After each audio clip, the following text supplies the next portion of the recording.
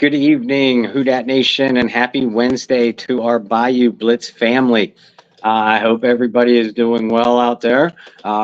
Most of you that are parents are having your kids go back to school, whether at college, high school, middle school, grade school. Bittersweet experience. I know our occasional small fry guest, Will Rose. His first day back was today. And as all you parents know, it's a bittersweet experience, but also marks the close of summer, which is depressing for me personally, but very joyful for all you NFL fans. So I hope you've all had a great summer. As I, Bob Rose, one of your co-hosts to your Bayou Blitz, would like to welcome you to, I guess, Brendan, we can call this our final preseason edition of the Bayou Blitz. With the final preseason game this coming weekend. But joining me, Brendan Boylan. How are you tonight, Brendan? Doing well. I know some of the New Orleans Saints are also doing well, being back in New Orleans and being back at the facility today. But yeah, we're closing out the summer.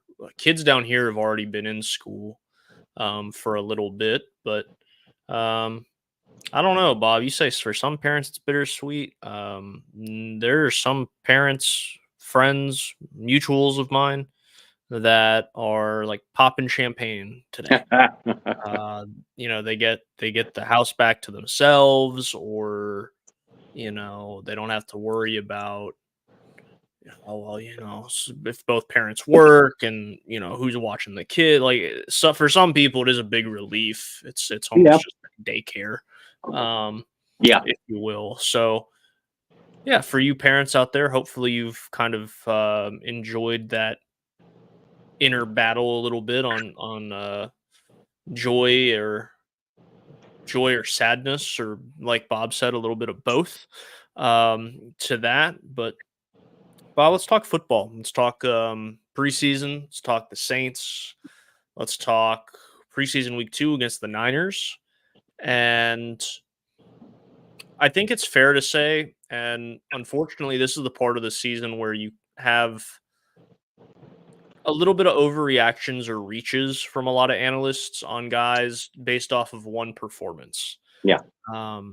Or a performance and a half, or maybe they were really bad throughout camp, but it was your camp darling, and he has a good second preseason game. And you're like, oh, look, watch out. He's going to make the roster now.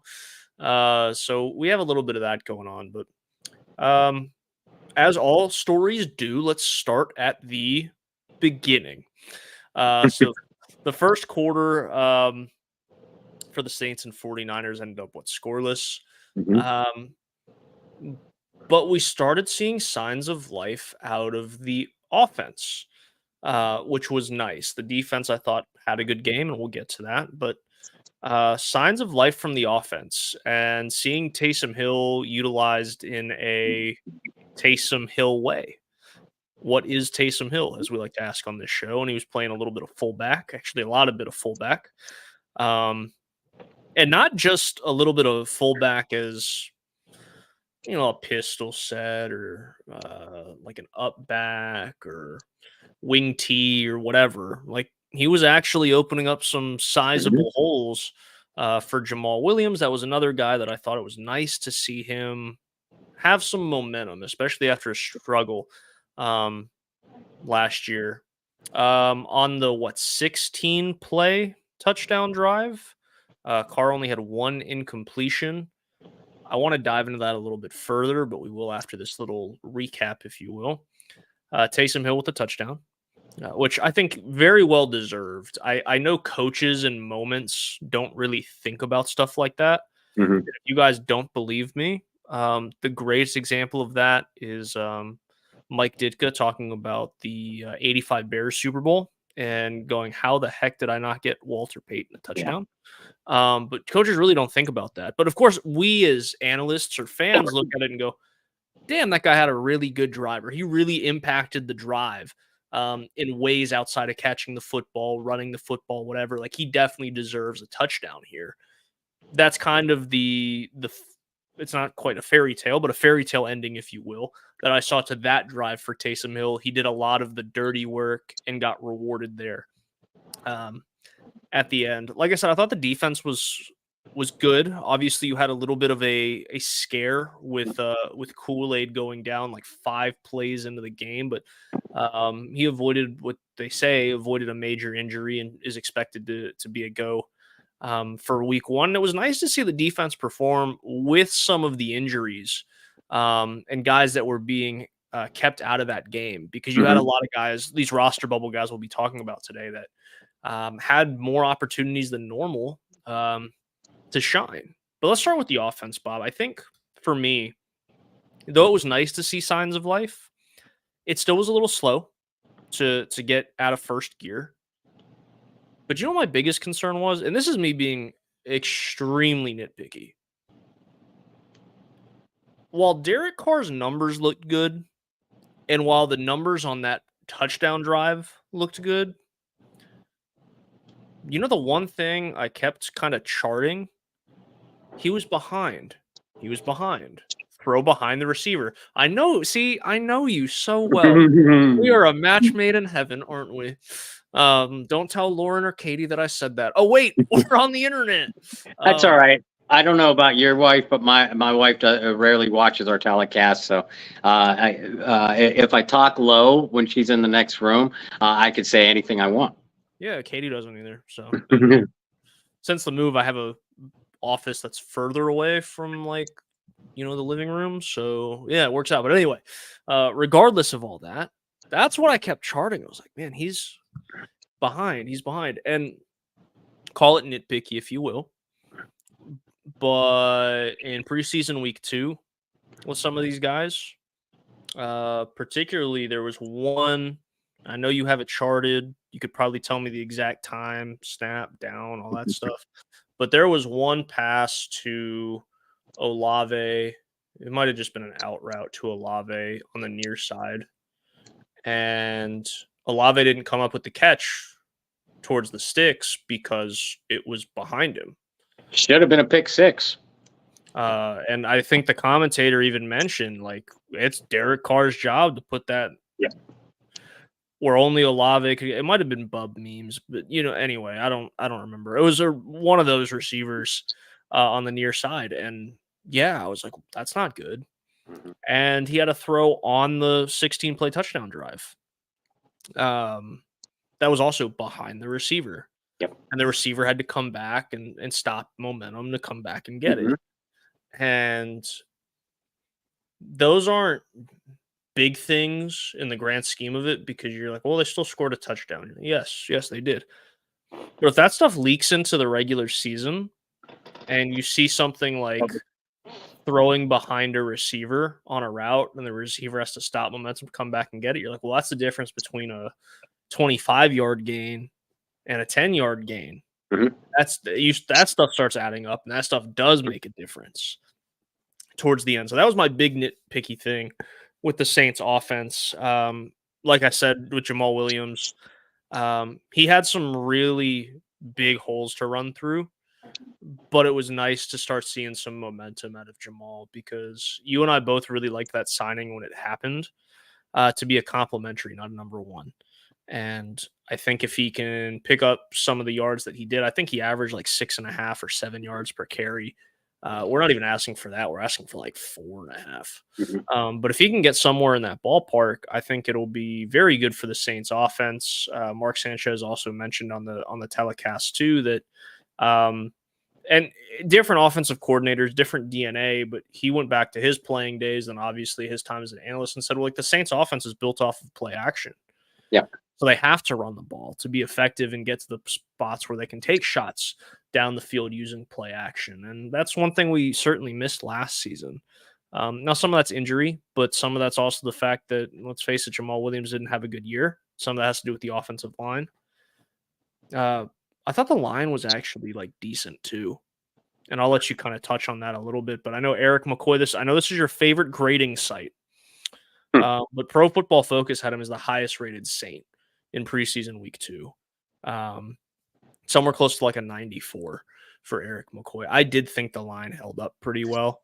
When we were here last Thursday, we talked about, obviously that was one of the positions to watch.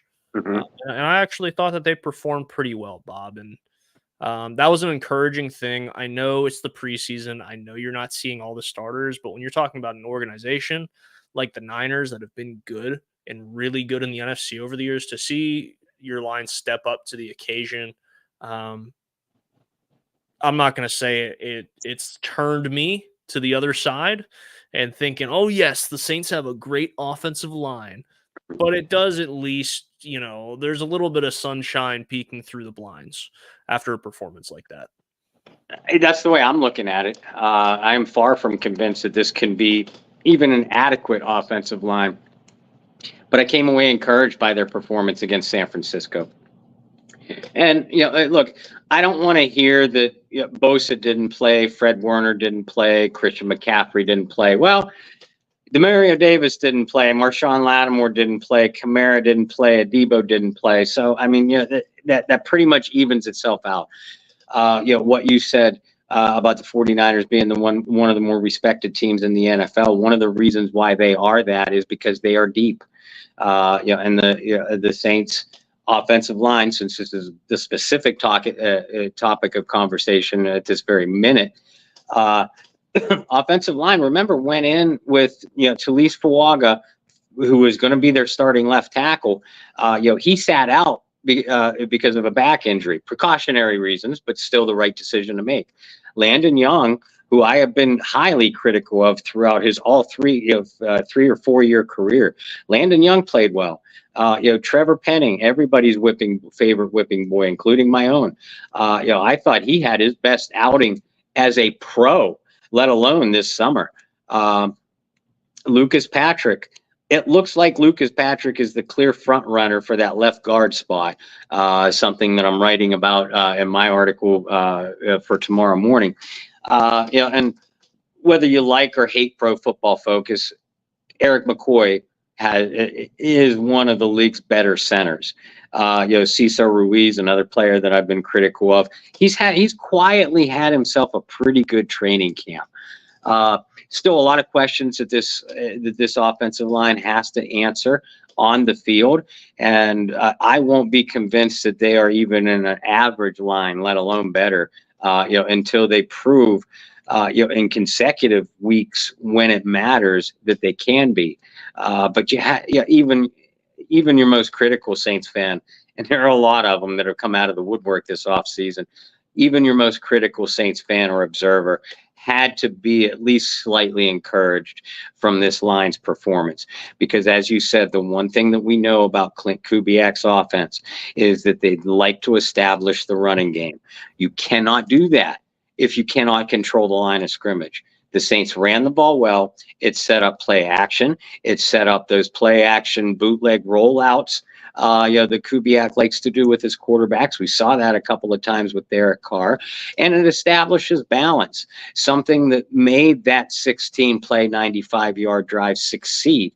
I don't have the specific chart in front of me, but it was a pretty even balance between run and pass during that drive, and during really most of the drives, with the first team, as it were, and even the second teamers when they came into the game. I was about to say I'd give their offensive line my top star of the game, but I'm going to share that with Chase Young, who I know we'll talk about a little bit in a minute. Because Chase Young was just outstanding. But offense. We know the Saints have skill position talent. You can question the depth, but its starting caliber talent is right up there with a lot of teams in the NFL. Certainly enough to win football games. I'm right with you on Derek Carr. In my notes, I littered all over my notes with completed pass to such and such, but behind on timing, or didn't lead receiver, or timing was off. All over my notes. But having said that, as you and I have alluded to many, many times, Carr is still a quarterback that you can win with if the right blocking is there, if the receiving talent is there, if the running back talent is there. So there's a lot of moving parts to the Saints offense, as there are with many offenses. And this system is not going to be predicated on one player or one talent alone, including at the quarterback. It's going to be, whatever the success rate is going to be because of the sum of all the parts equal. But it starts with that offensive line, period, and end of story. I think we got Professor Bob Rose there at the end.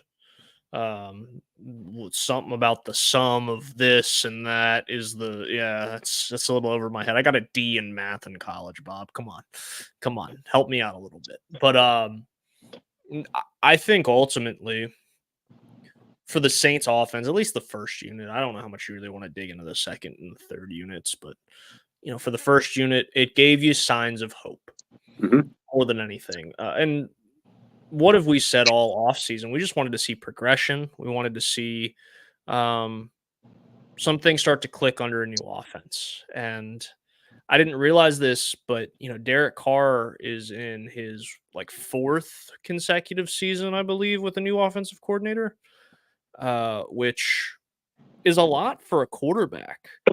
And I think sometimes it goes unnoticed or swept under the rug, might even be a better term for that, of how difficult it is to just kind of bounce around like that. Yeah. Baker Mayfield, very similarly, was in a situation like that up in Cleveland before he left and has had his success in Tampa. But yeah, it's new terminology. It's saying the same thing in a different way when we talk about terminology and whatnot. But what Carmichael had been running for the last 20 years or almost 2 decades in New Orleans is completely different than what Clint Kubiak's vision for this offense is. So if anything, maybe just this one time, we can cut Carr a little bit of slack, and it is the preseason. When it comes to the second and third units,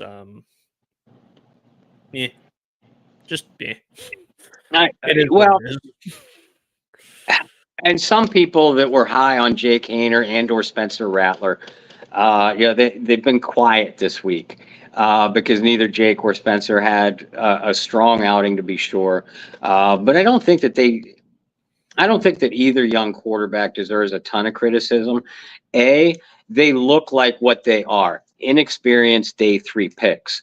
But B, they didn't have the benefit of outstanding blocking. We just got done singing the praises of the offensive line. I thought Udo Hergel when he came in. We already mentioned Landon Young. Even Mark Evans played pretty well. Shane Lemieux did not. The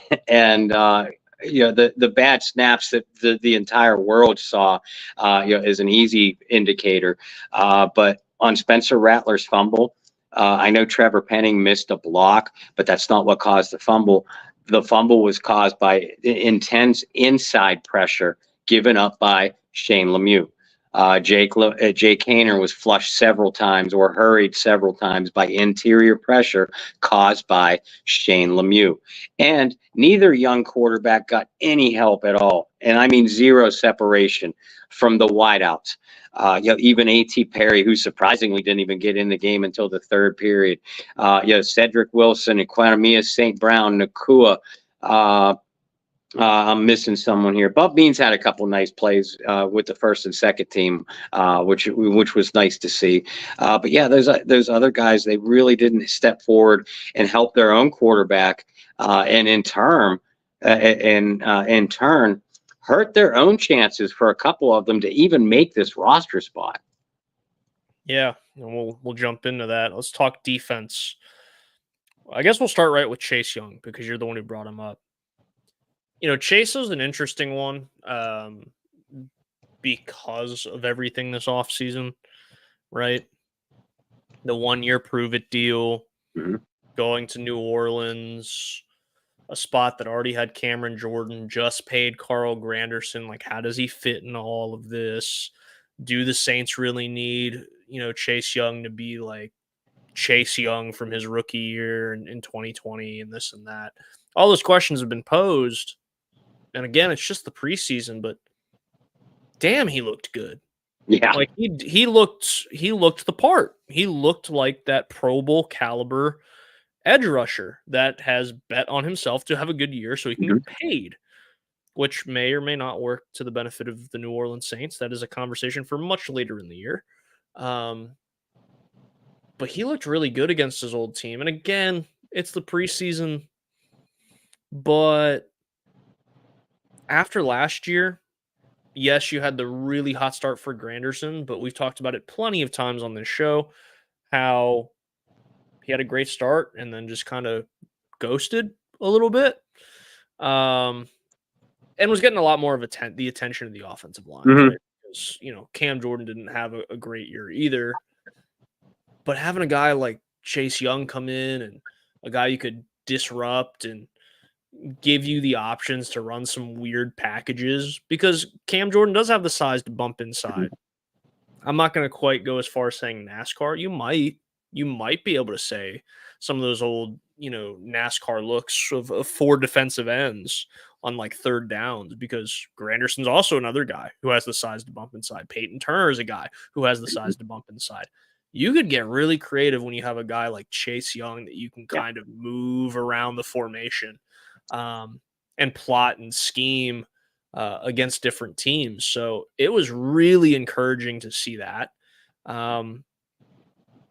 especially because of the neck injury, especially because of the scare there of like, what are we really getting?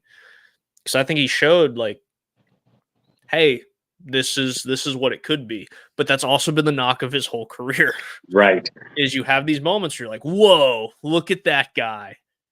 And then you go, whoa, where'd that Where guy is go? that guy? Yeah. Where is that guy? So hopefully it wasn't just a flash in the pan for Chase Young, but I thought he was outstanding.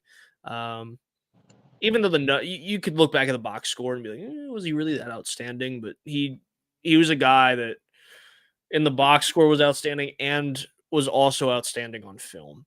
And Yeah, sometimes he you don't was. get both. He blew up 2 screen passes. He adversely affected 3 different running plays.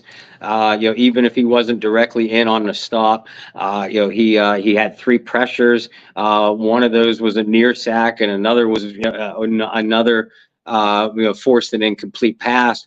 And all this was on 15 snaps. And it wasn't just this one preseason game, as you pointed out. Chase played very, very well against Arizona, and the week and a half, 2 weeks prior to that preseason opener, he was really turning heads in practice as well, and not just as a pass rusher. As I said, he's been playing really, really well against the run. And if I'm Dennis Allen, if I'm Mickey Loomis and Gail Benson, I've seen enough. I've seen enough to know that I wouldn't even dress Chase Young against Tennessee. I don't want anything freakishly bad to happen. And not only that, I've seen enough to sit down with his negotiating team, him and Willie Gay too, for that matter, and try to iron out a multi-year deal. That's how well both Chase and Willie Gay are playing. To at least try to get that done. Now, will it get done before the season? I doubt it, because there's a reason why this guy took a 1-year deal to bet on himself for the big money. And he wouldn't see that big money unless he has a big season. But it's still my point is there. And it kind of echoes yours. When you have a Chase Young, that's going to force a lot of teams to double. You're not going to one-on-one block Chase Young very often. So because of that, because of the way Brian Bresee has been playing, who, if it wasn't for Chase Young, Brian Bresee would get the defensive line star for training camp so far. That's how well Brian is playing. You're not gonna single block Brian Bresee in the center. Nathan Shepard, just that big body presence and push that he gets, usually requires a double team blocking. So all of a sudden, you're talking about Carl Granderson getting a one-on-one block, Cam Jordan getting a one-on-one block. I'll take those odds. You have versatility there too. You mentioned Peyton Turner's ability to move inside. Cam Jordan has been playing inside a lot in the first 2 preseason games. Chase Young, I noticed, especially against San Francisco, in a lot of third down situations, he was almost like a stand-up linebacker, giving that speed and athleticism basically a head start, to use a track term, right out of the starting block, on the outside. Tons and tons you could do with this defensive line. And we haven't even talked about Colin Saunders. Saunders has been playing pretty well. Peyton Turner. I know the skepticism with Turner. He does it every August, and then he gets hurt and misses all or most of the season. I'm right there with you. But you can't deny the talent and the potential that Peyton Turner continues to flash. So if he could just stay healthy, you don't need him for 40, 50, 55 snaps a game. You only need him for about 18 or 20 to go in unison with the Cam Jordan, who now you can keep fresh late in games, late in the season, because you have him, because you have Chase Young, because you have Carl Granderson. I'm really excited for this defensive line. Peyton Turner is one of those guys that I haven't fully given up on yet, because it's been injuries. If it was other things, yeah. And it also hasn't been the same injury, right? That's different. If you are consistently missing time because of, what was his name? Hioli Kikaha was a guy, right? He tore his ACL time and time again in college, and then in the pros. At some point you got to be like, yeah, it's time to kind of give up that pipe dream. Mm-hmm. But for Peyton Turner, it's just been bizarre injury here, bizarre injury there, and you feel for the guy a little bit because you can't help it. Injuries are a part of the game. But you're right, Bob. It's this time every year we're like, oh, Peyton Turner, here he comes. And then it's there's Peyton. Oh, Peyton Turner. There he goes. There he goes. Yeah, back to the IR he goes.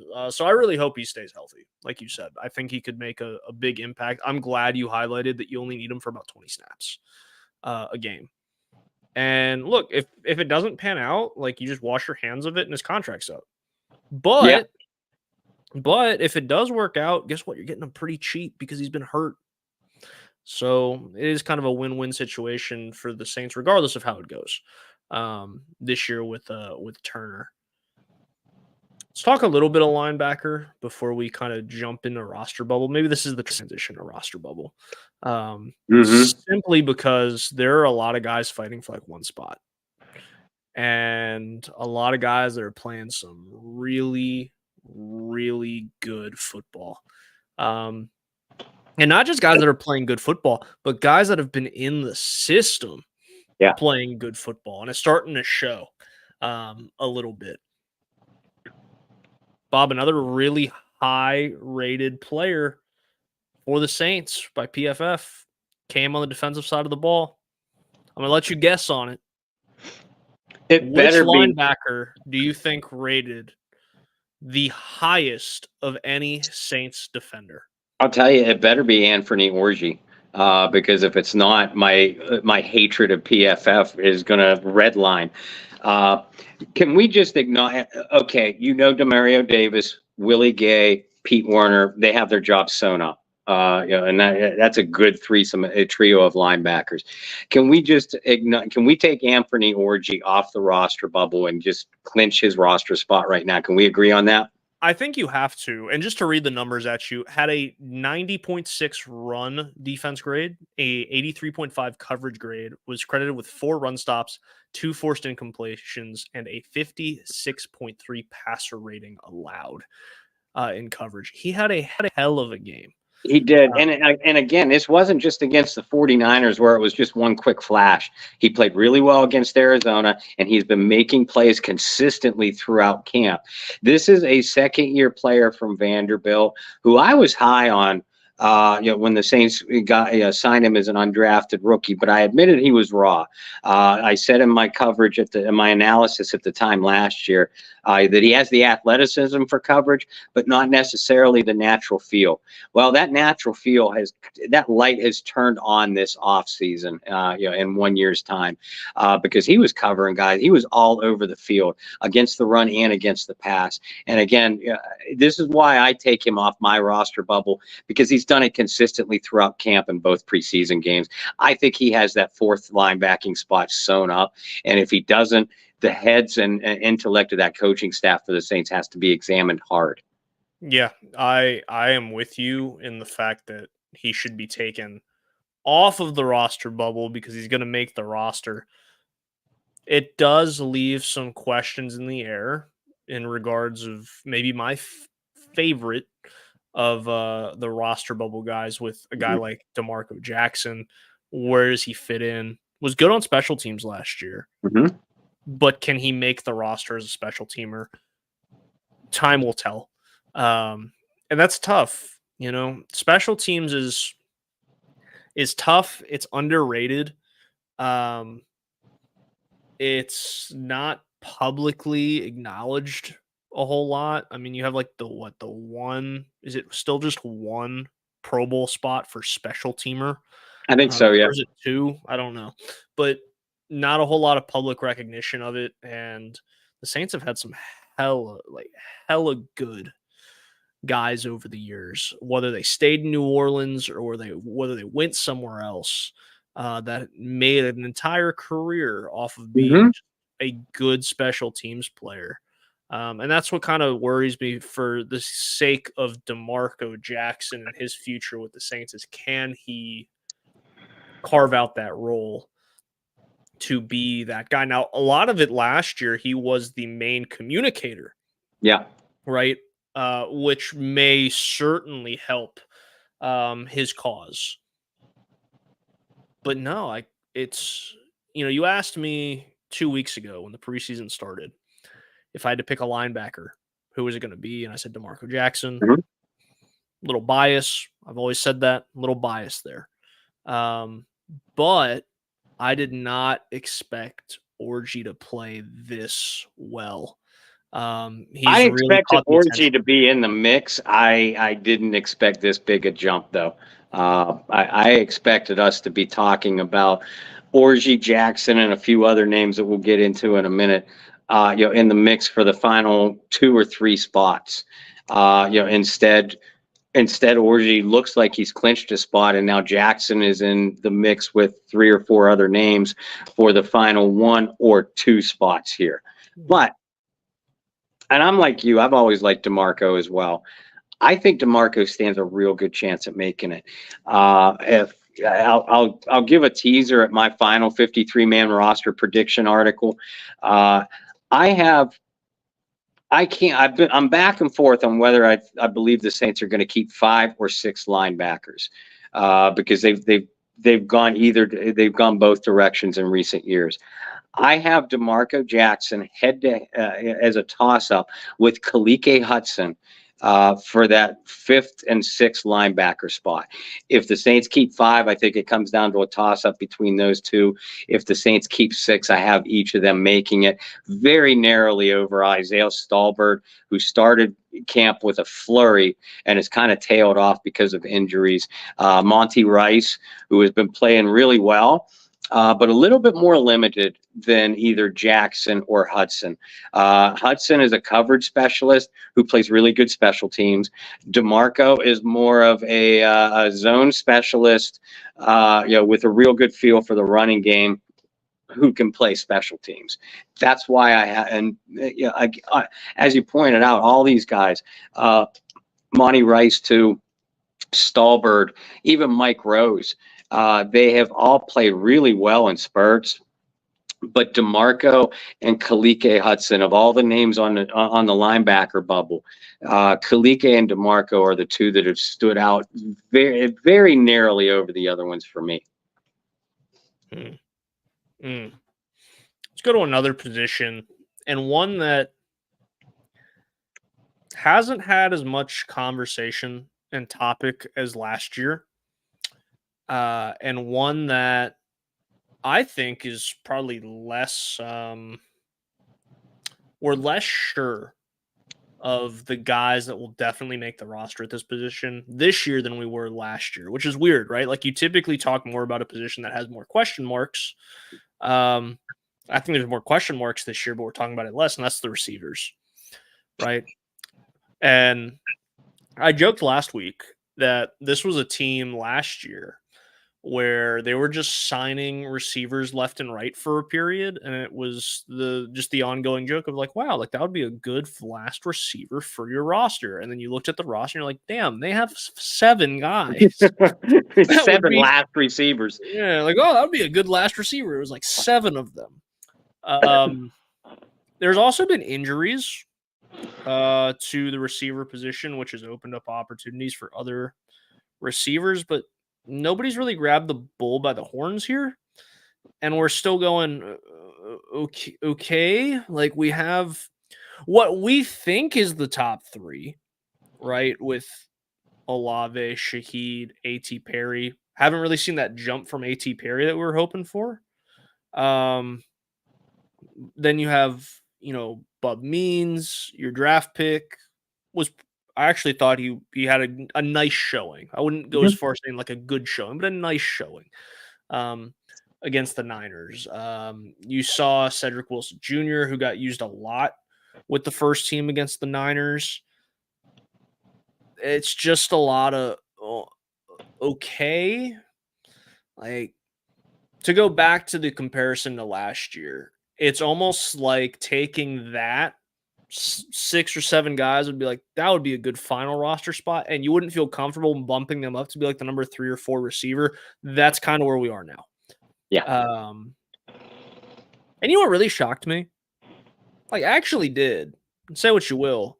The shortest homecoming of all time with Marquez Callaway, like, may have been the shortest homecoming ever.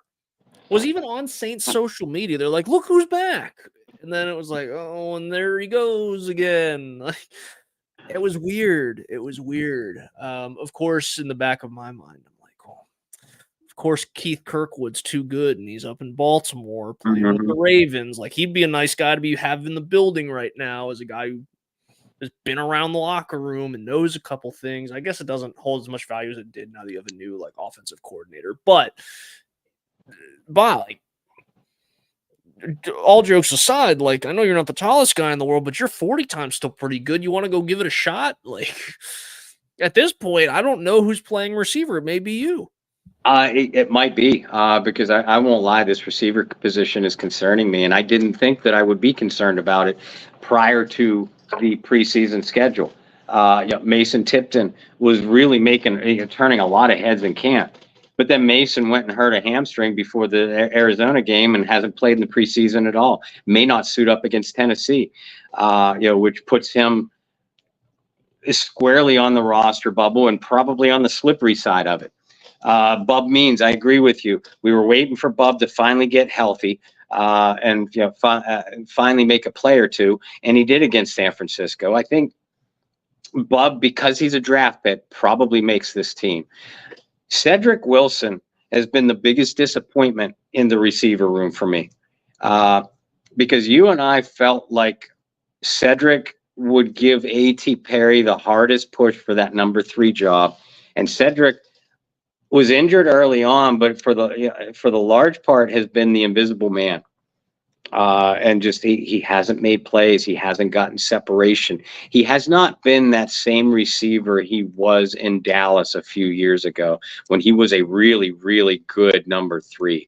A.T. Perry, the biggest surprise out of Sunday's game to me was A.T. Perry not getting any reps with the first and second team and not even getting any action until the third quarter. That kind of tipped me off to maybe these coaches don't feel like A.T. Perry is their number 3. I still think he's probably the favorite based off of who's on the roster right now. But Equanimeous St. Brown, again, injured early on, hasn't made any plays since he's been healthy. Samson Nakua has made some acrobatic catches in practice, hasn't done anything in the game. Kevin Austin makes a great catch in traffic one play and drops a wide open reception the next. Nobody is separating themselves. And we're seeing this on the offensive line at left guard and at right tackle. We're seeing it at safety. And we saw it at defensive tackle a little bit early on, where nobody is separating themselves from the competition. That phrase is, holds hard truth at the wide receiver spot. Again, no worries with Olave, no worries with Shaheed. I still believe in A.T. Perry, and I certainly believe he's going to make the roster. But these other guys, you could literally put their names in a hat and pick them out because they're literally neck and neck, and not in a. We talked about the linebacker competition being neck and neck. That was in a good way because almost everybody is playing at a high level. It's a neck and neck competition at receiver to see who's finally going to be able to make a play consistently, because none of them have. And you said safety, so we'll talk about Jordan Howden a little bit. Another guy that some of you are familiar with the meme. It's like a stick figure, and he's got like a wooden like branch or stick, and he's poking something, and he goes, "Come on, do something." Like that's what we're doing with Jordan Howden right now. Is like, okay, come on, like you're supposed to be the guy. Yeah. Like what's going on? But I don't think it's a situation where you can go elsewhere either. Like kind of like what we talked about with Trevor Penning last week is going, okay, well, this is it. Like this is the option. I know this team's really high on Jonathan Abram, and he actually graded pretty well in PFF this week. Just as you had me starting to come around to PFF, you had to go and throw that out. I'm sorry. I am not getting a commission check from PFF this week. Let's just put it that way. My endorsement deal ended. But like, yeah, you get the veteran option there, but like that's not the guy that I want playing. A spot starter too, maybe. Yeah. I'd be okay with. He's got enough NFL experience. Doing that for 17 games, like that's not it. So that's another position where it's like okay. So your thoughts on Howden, because he had some moments last year. Yeah. But you've had now DA talk about it. You've had national pundits talk about it, especially when the Saints were going after Simmons. And I think Tyrann Mathieu even alluded to it as well. Like, we're still waiting for somebody to kind of, who's the next guy? So when you have kind of the trio there of people talking about it, you start kind of getting a little concerned. Yeah. And, Brendan, I applauded the signing of Will Harris when they made it, the former Detroit Lion defensive back when they made it, because I thought Harris could be an underrated addition based off of what I've seen. Now, I acknowledge that I'm not John Hendricks. I have not been at Saints practice every single day. I've not been at Saints practice at all. I've only seen some footage. More than the average person, but still, I'm not the one that's there every day. I'm not the one that's there in the meeting rooms. But based off of what I've seen, I gotta believe that Will Harris has actually moved ahead of Jordan Howden, as the potential starter alongside Tyrann Mathieu. I thought Will Harris played really, really well against San Francisco. Him and Alontae Taylor showed excellent communication. People, myself included, talked and wrote about how well the Saints corners played. Rico Payton, Wright, Alontae. One of the reasons why they played so well is they were able to be aggressive on the underneath routes because Will Harris was playing so well behind them in coverage support. A lot of that changed once Jordan Howden came into the game. Everybody wants to point to, Jordan got got frozen in his boots on that goal line play against Josh Dobbs, and that was ugly. But that wasn't the only play that stood out to me in a negative way. Several times in run support against San Francisco, Howden was a half second late. Several times in coverage support, Howden was a step late. If you go back and look at that 49ers game, and I've watched it 3 times now, the 49ers really didn't seem even comfortable taking any shots down the field when Will Harris was in the game. You saw them take more shots down the field once those second team safeties, Abram, who we know is horrendous in coverage, when Abram, JT Gray, and Jordan Howden were in the game. Well, Again, we know Abram is horrendous in coverage. We know JT Gray is nothing, is a glorified special teamer. Howden is the guy that everybody expected and wanted to take that step up. And as you pointed out with Dennis Allen's comments as recently as today, he hasn't done it yet. Again, just like with A.T. Perry, I don't think Jordan Howden is in. He's not in any danger of missing out on a roster spot completely. But there's a reason why this team went after Justin Simmons. And to the Saints fans that are acting like the Saints missed out on the second coming of Ronnie Lott, Ed Reed, or Troy Polamalu, Simmons is not any of those. But it's obvious why they targeted Simmons, because they don't fully have belief in Howden, or for that matter, Harris and anyone else on the roster, to be that kind of complementary safety, playmaking safety to Tyrann Mathieu. So I'm really worried about Jordan Howden right now. I still believe in the kid. I think he'll be okay. But the Saints need him to be better than okay, and so far he hasn't been. Let's talk about the one other spot as I run out of time here this evening. One other spot that Dennis Allen mentioned again today, and one that he mentioned very loudly.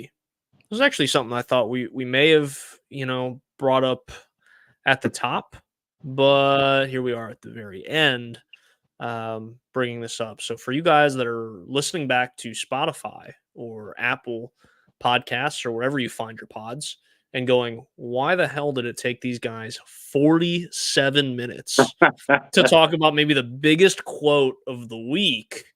That's just how we roll. Like, we try to give you as much Saints coverage week in and week out as we possibly can, and sometimes playing the little bit of catch up and talking about other things, it gets us to where we are. We also just like to have a good time and kind of just go with the flow. So here's the flow, and this is what Dennis Allen said on Kendre Miller. This was this afternoon. He said, quote, "I know he's talented, but I don't know if he can learn the system. I don't know if he can pick up the system because I haven't seen him out there," end quote. First off, that second sentence is extremely important. Because when I first started reading that, when I saw that come out, I was like, did Dennis Allen just call him stupid? Like, did he just question his intelligence? Like, I don't know if he can pick up the system. I was like, dang. And then you have the second sentence. Whoa, okay. Whew. I thought Dennis Allen was calling people stupid. That would be awesome, though. It really, like I said, that's why you got to keep reading, because I was like, oh my God, he just called this guy like football IQ, like not just his football IQ, but just like regular intelligence, man. But anyway, I digress. Very bold coming from Dennis Allen, especially because of the comments he had about Kendre Miller just a few weeks ago about saying you can't make the roster being in the training room. Which I swear, at least the first quote from earlier in camp, I swear that Sean Payton said the same exact thing to a T at some point. Wouldn't surprise me. But with that said, to kind of double down on that, at this point, it's definitely raising my eyebrows. It's not waving a red flag, but it is raising a red flag, because you kind of alluded to it. When you're a draft pick, like the odds of you getting cut are not as high, right? But in a situation like this, it's like, yeah, like this is the second time he's called you out for not staying healthy. Like that's a concern, even though Miller did have flashes last year, and a lot of Saints fans have some fond memories of Kendre Miller, that final game against Atlanta, maybe his best game as a pro. So, Bob, where do we stand with Kendre Miller? Or rather, where does Kendre Miller stand in all of this right now? Because we're not seeing any reports that he's going to suit up for the final preseason game. We don't even know if he's going to be ready for the regular season. Well, and that's where Kendre Miller stands with the Saints, I think, is the most interesting question, and that's the soap opera I am looking most forward to seeing how it unfolds as the final cuts are made. 1 week from yesterday. The fact that Kendre has not practiced at all, let alone played in a preseason game, I think is very concerning. You've seen, you've talked about Jamal Williams playing well. Well, Jordan Mims and James Robinson have both had some nice moments too. None of those three are number one backs, but the Saints aren't looking for a number one back. They have that in Alvin Kamara. The Saints need someone that they can rely on if Kamara needs a breather, or God forbid, if he gets nicked up and has to miss a little bit of time. Well, can you rely on Kendre Miller to be that back when Kendre Miller himself has shown literally zero reliability? I know that's caused injuries themselves cause Saints fans to click into some kind of LSD enhanced PTSD reaction.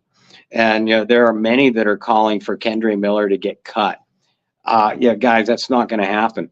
Even Dennis Allen himself has talked about, even when he's being critical, rightfully so, about Kendre Miller's availability, he still acknowledges how talented he is. But if Kendre, and I'm like you, Brandon, I'm assuming Kendre probably isn't going to suit up against Tennessee because he still hasn't participated in any practice whatsoever. How can you rightfully keep Kendre Miller over Jamal Williams or even Jordan Mims and or James Robinson? Because again, none of those backs have, all of them have had solid training camps, but none have been spectacular, but they've been available. And are you going to really cut, say, and I'm just grabbing a name here, are you going to cut a James Robinson in favor of keeping Kendre Miller on the roster? Then Kendre either isn't available to start the season, which is a big question, or gets hurt again early in the season, which is certainly it falls in line with his track record. And you might not be able to fall back on a James Robinson because you weren't able to bring him back to the practice squad because he played well enough for another team to sign him. Yeah, and I mean, that's the rub with all these kind of roster decisions. Here's what I think, and I'm going to be writing about this too. I already have the article started about not only Kendre Miller, but one or two other injured players at this on the Saints roster. It's a strong pot. What I think is going to happen is I believe that the Saints are going to keep all four running backs that we mentioned. Obviously, Kamara isn't going anywhere. Unlikely that Jamal Williams was ever on the roster bubble. I believe that they're going to keep both Mims and Robinson because each back has also shown the versatility to return kicks. And that doesn't mean they're going to cut Kendre Miller. What I believe they're going to do is put him on short-term injured reserve designated for return. That way you bought yourself 5-6 weeks into the regular season before you really have to make a roster decision about any of those other running backs that I mentioned or about Kendre. It allows Kendre additional time to get healthy. Hopefully, fingers crossed, it actually works. That's what I think is going to happen. That's the most logical move the Saints could make because, again, a player that has been perpetually hurt is currently hurt and hasn't practiced at all since minicamp. How are you going to give a roster spot to him over one of the running backs that had been productive, even if not at a high level, at least produced for you this regular season or preseason, excuse me. Well, and Robinson's a guy that was 2 years ago now, had a really productive year for Jacksonville. So, and I know this is not the first time that I've kind of said that about a running back. I still have some PTSD from the Eno Benjamin experience. Right. Who had a really productive year for Arizona before coming to New Orleans. But no, like I said, I wouldn't wave the red flag, but it's definitely been raised when it comes to Kendre Miller. And, hopefully Kendre Miller doesn't take this as a shot against him, but takes it as some motivation to like take care of his body and do his best to be healthy. Because I do think that's an underrated aspect of it all, right? Sometimes injuries are just dumb luck, but the more you take care of and invest into your body, the less likely you are to get hurt. And if it's a reoccurring injury, the more that you invest in precautionary measures to make sure it doesn't happen again. Example, not so much in football. I guess in football, let's say you have a long history of rolling your ankle. Well, tape up your ankles. Like things like that. Like that doesn't sound like a big deal, but things like that do make a difference. Go and talk to you have the best athletic doctors in the world. Go to your athletic trainers, right? Go to your team doctors and go, look, doc, like I have a reoccurring problem with my insert injury. What are some practices that we can use to help prevent this in the future?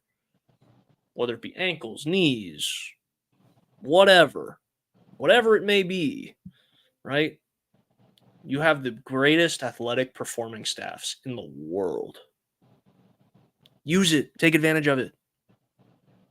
That's not just on Kendre. That's on anybody. Yeah. Also, my lights flickered a little bit. I don't think that's a good Saw sign. that. Saw that? That's weird. Huh. Is that a sign? Is that a sign from God? Are we running over? It's either that or the ghost of Kendre Miller's hamstring coming to get you. Oh, hamstrings. With that, Bob, you've already referenced some of your articles this week. We're getting down to the nitty gritty before the regular season. Guys are going to be getting cut. So we got a lot of content coming out from you on the World Wide Web for the people that are currently watching or the people that are listening to us back that may not follow you in all of your work. Where can they find you and stay up to date with the best New Orleans Saints coverage from you, Bob Rose? Well, I appreciate that. And folks, Brendan's right. I have at least 2 more articles coming out tomorrow. I've published 2 or so per day all week. And we're getting into the regular season, which means previews, matchups, film analysis coming up. And you could follow all that and more on my personal page, Bob Rose, ROSE, on Facebook, at Bobby R 2613 over on Twitter, X Twitter, whatever you want to call it. And don't forget to give our Bayou Blitz Facebook page a follow and Bayou Blitz Twitter page as well. We're going to be nearing closer to exclusive content for followers of those 2 pages only. Both video and written content. So stay tuned for that. If you are a follower of myself and or those pages, we certainly appreciate it. If you are not, go click that follow button right now and bring in other family members too. We literally do consider all of us a family, our Bayou Blitz family. There's a reason why we call you all that. Let's make our family grow, especially now that football is back. We give you, my opinion, my biased opinion, we collectively give you the best coverage, at least comparatively to anybody else out there. Any kind of angles we can think of, both analysis, editorial, and breaking news. You're going to get it all from us. So make sure you add to your Bayou Blitz family. For myself, you can follow me on X and on Instagram at BT Boylan. Bob, I want to take what you just said and I want to extend it a little bit. We really appreciate all of you guys being here live every week, but we also want to do some exclusive content over just on the podcasts, right? Whether that be Spotify, Apple, wherever you guys get your pods, right? So be looking out. We'll probably have an announcement before the regular season on just kind of where some of the exclusive content is going to be. Yes, we'll be here every Wednesday, but we want to do some additional that way, especially as we have grown as the Bayou Blitz podcast, as we've reached a deal with Minute Media and want to continue to grow that side of our family too. It's kind of because now we have like the OG family, and now we got like the step family. I don't know.